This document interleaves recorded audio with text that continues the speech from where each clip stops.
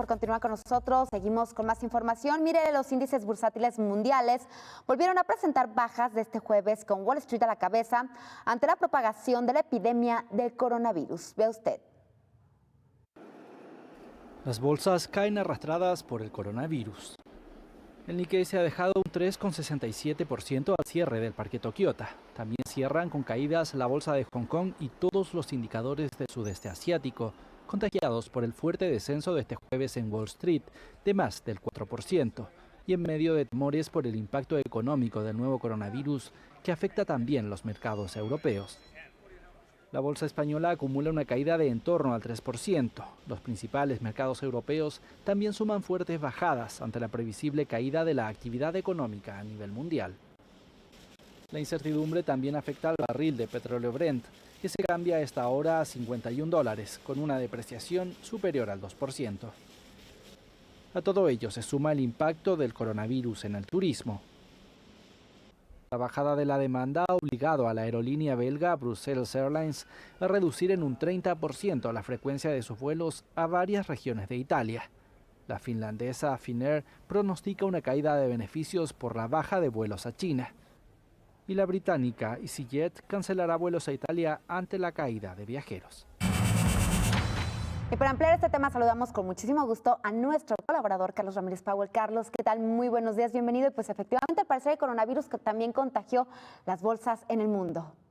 Mira, era previsible que el contagio biológico fuera mucho, pero mucho menor al contagio financiero, porque al final de cuentas lo que sucedió en China, que fue la puesta en cuarentena no virtual, sino real, de no menos de 400 millones de trabajadores, iba a dar un golpe contundente e inevitable para la producción alrededor del mundo de absolutamente todo, desde plásticos, productos químicos, acero, minería, insumos farmacéuticos. Hay que recordar que el 90% de los antibióticos que se producen en el mundo tienen uno o más puntos de producción, ya sea como insumos o productos terminados en China. Entonces, obviamente, cuando tú mandas a descansar, porque vamos a utilizar ese eufemismo, a 400 millones de trabajadores que se queden en casa en vez de ir a la fábrica, pues obviamente vas a generar un rompimiento de eslabones en las largas cadenas productivas mundiales que van a impedir la colocación de los productos en la demanda natural de los mercados. Entonces, lo que estamos viendo es que ya los mercados finalmente dieron acuse de recibo de que todo el segundo trimestre de este año vamos a tener una dislocación macroeconómica en todos los aspectos de la economía productiva, no financiera, sino aquello que tiene que ver con los bienes que se colocan y que se venden alrededor del mundo. Entonces los mercados financieros finalmente dijeron, esto es un problema. Ahora bien, este problema se complica porque venimos arrastrando, estamos hablando de por lo menos 5 años, fíjate bien, por lo menos 5 años, un mercado en efervescencia. Mira, el Dow Jones estaba hace 4 años en 16,000 puntos. Hoy está en 25,000, pero alcanzó un punto máximo de 29,000. En otras palabras, de acuerdo al Dow Jones, los índices productivos se habían disparado de tal manera en la percepción únicamente que esto justificaba un incremento del 70% en las valuaciones de los índices financieros. Obviamente que esta era una economía burbuja. Mira, una burbuja es una manía, es un momento en donde los mercados tienen la capacidad de encontrar el precio justo para un producto, en este caso un producto financiero, las acciones. Mira, en un mercado concurre oferta y demanda. Había una sobredemanda de acciones cuando ya no estaba justificada su valoración. Te voy a dar un ejemplo muy claro de esto. Hay una compañía llamada Tesla. Esta compañía produce autos eléctricos. Esta compañía colocó en el año 2019 375,000 autos eléctricos. Compáralo con Volkswagen. Volkswagen el año pasado produjo aproximadamente 11 millones de vehículos, vendió 11 millones de unidades. En otras palabras, es decírtelo de alguna manera, 20 veces más grande Volkswagen que Tesla. Sin embargo, en el mercado financiero, Tesla, con una evaluación de 121,000 millones de dólares, era aproximadamente 40% más grande en su evaluación de mercado que Volkswagen. Entonces, ¿cómo te imaginas que una compañía 20 veces más grande que Tesla tenga una evaluación en mercado 40% inferior? Únicamente a través de la generación de una expectativa. Mira, esto es un poquito como en los años 1600, cuando se dio esa manía de los tulipanes, donde un tulipán, sí, en marzo valía lo mismo que una mansión, y en abril ya valía el equivalente a una cajetilla de cigarros. Cuando las burbujas se disipan, la caída es estrepitosa. No hemos entrado a territorio todavía de ese mercado en donde se encuentra la valoración justa de una acción.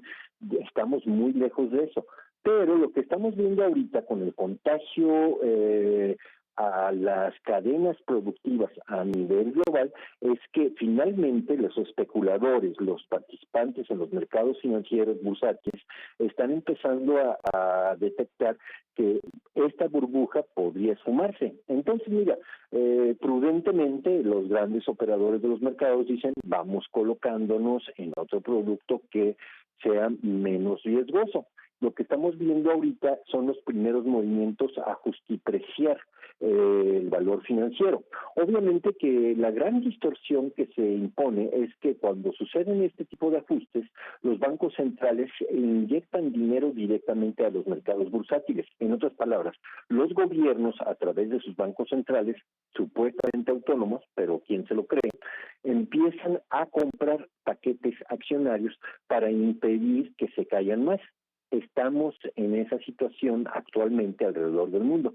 Sin embargo, una vez que empieza el gran capital, esto es la suma de todos los inversionistas, a detectar una debilidad tan grande, bueno, pues obviamente que vamos a tener un segundo trimestre bastante oscuro en cuanto a indicadores y bueno, pues obviamente que va a haber una caída e incluso una amenaza de escasez en muchísimos productos que son básicos para la vida cotidiana. Estamos hablando no de un producto en especial, antibióticos, aunque eso es fundamental para entender muchos procesos, sino que estamos hablando de la totalidad de la industria metalmecánica, de la industria automotriz, obviamente que en servicios, pues mira, conforme la percepción de peligro del coronavirus se extienda, pues ¿qué va a pasar con restaurantes y cines en todo el sector servicios, hoteles, viajes, etcétera?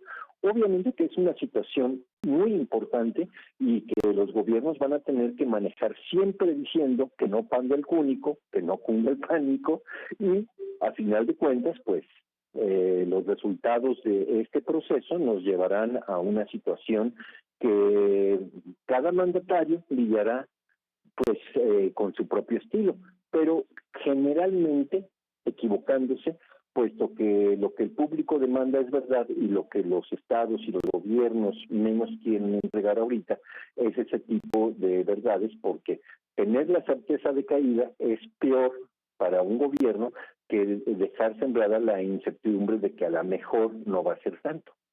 Un panorama económico muy complicado y que pues al parecer pinta peor para los próximos meses. Carlos, muchísimas gracias, te mandamos un abrazo y que pases un excelente fin de semana, Carlos. Hasta luego, Cecilia, nos vemos el lunes. Claro que sí, nos vemos el lunes y también muchísimas gracias a usted por el favor de su atención. Soy Cecilia Saldaña, que pase excelente fin de semana, lo espero el lunes aquí en